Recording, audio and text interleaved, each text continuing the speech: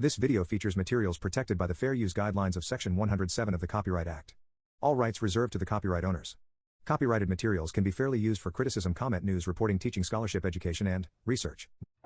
Welcome back to the Solo Dolo channel, where we are on a mission to highlight the benefits and strengths of people that have chosen a solo path.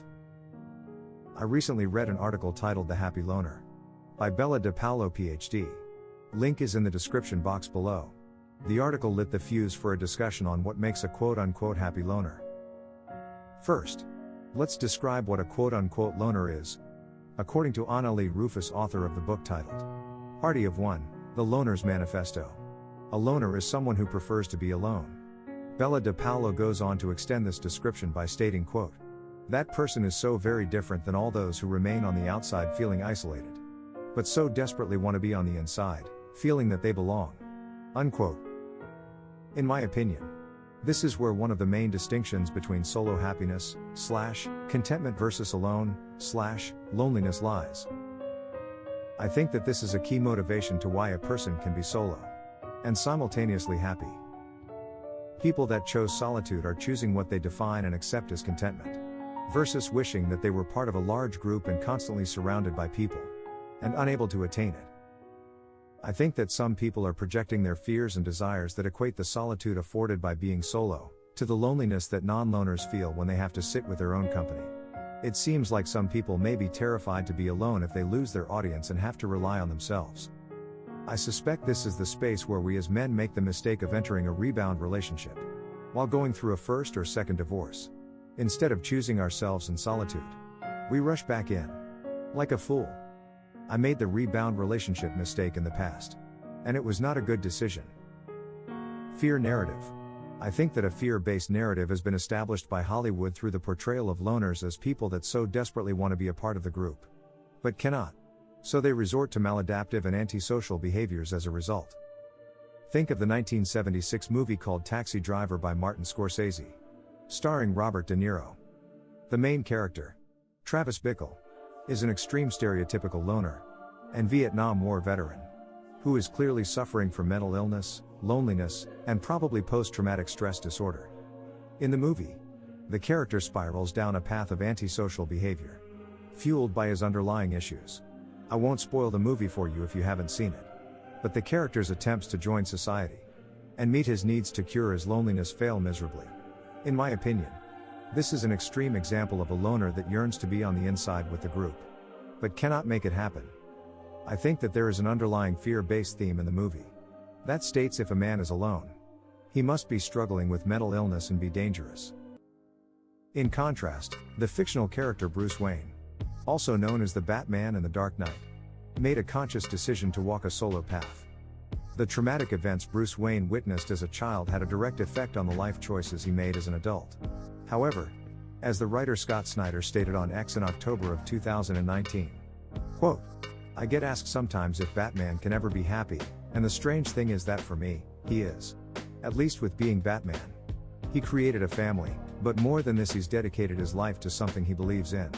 It's life lived in service of and sacrifice for an ideal. His demons come from doubts about Batman's effectiveness, not doubts about his choice to be Batman." Unquote. In this case, I think that we can see that the solo path Bruce Wayne chose provided him with the happiness and contentment he defined, not what society has chosen. Alone equals lonely. This is a myth, and it is continually perpetrated and reinforced by the mass media. Author Anna-Lee Rufus points out in her book that the annual false talking points have created the holiday self-deletion myth. As a matter of fact, an article published by the Daily Pennsylvanian in 2022, link is in the description box below, provided research evidence by the Annenberg Public Policy Center, which reported that the mass media continued to perpetuate the holiday self-deletion myth, even as recent as the year 2021 and 22. The article even provided evidence by the Centers for Disease Control and Prevention, which shows that December had the fewest average daily self-deletions of any month as of 2020. In my opinion, this is more evidence that the narrative being pushed is that the solo path equals loneliness. I think that the media has a responsibility to report the facts, versus perpetrating contagious myths that can negatively affect so many people. Men are especially affected by this myth because we are more likely to complete self-deletions. In 2021, Men died by self-deletion 3.9 times more than women.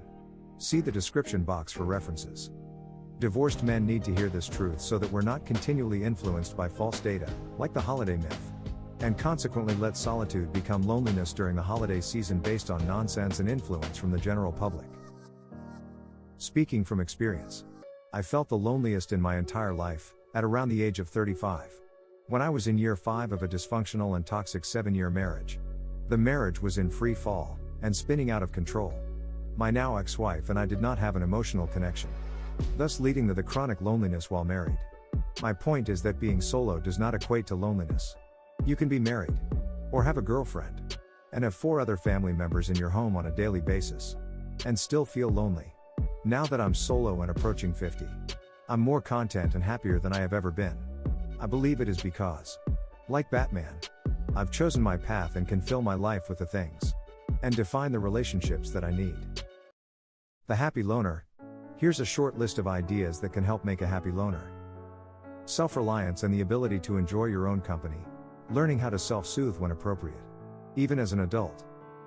Refrain from comparing yourself to others by limiting social media use. Remember, that's their highlight reel you're seeing on Instagram. Limit the alcohol intake. It's a depressant. Travel. Start small if you have to by visiting places in your local area. Then work up to long-distance trips.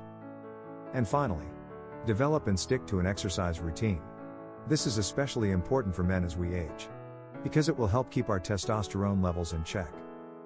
And if you decide to, a happy loner can even find some semblance of community, from time to time, through hobbies or shared experiences, and still choose the solo path, while achieving contentment in their version of happiness.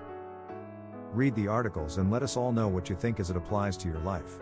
Thank you for watching, and if you enjoyed the video, please like, share and subscribe, as it helps me to keep bringing insights from the solo dolo path.